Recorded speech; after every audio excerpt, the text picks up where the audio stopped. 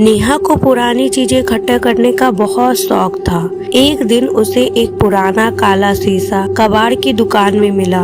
वह शीशा बाकी सब आईनों से अलग था, धुंधला, भारी और कुछ अजीब सा। कबाड़ी वाले ने डरते हुए कहा, बेटी इस शीशे को मत ले जाओ, इसमें कुछ है। नेहा ने उनकी बातों पर ध्यान नहीं दिया और वह मुस्कुराती हुई शीशे को घर ले गई। रात को जब नेहा शीशे में देखती थी तो उसे कुछ अजीब सा लगता था। उसका चेहरा जैसे उसमें धीरे धीरे मुस्कुराता हो, जबकि वह खुद बिल्कुल मुस्कुराती नहीं थी।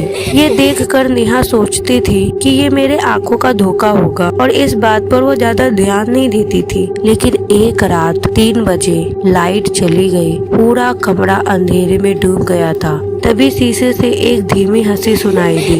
नेहा डर के मारी उठ बैठी और फिर उसने शीशे की तरफ देखा और तभी उसके ठीक सामने खड़ी थी एक लड़की जो हूबहू उसके जैसे ही दिखती थी, लेकिन उसका चेहरा बिल्कुल सफेद था और आंखें गहरी काली। बिना पलक झपकाए वो नेहा को घूरी जा रही थी। नेहा चीखने ही वाली थी कि परछाई बोली, अब मैं बाहर आ गई हूँ और तू अंदर जाएगी।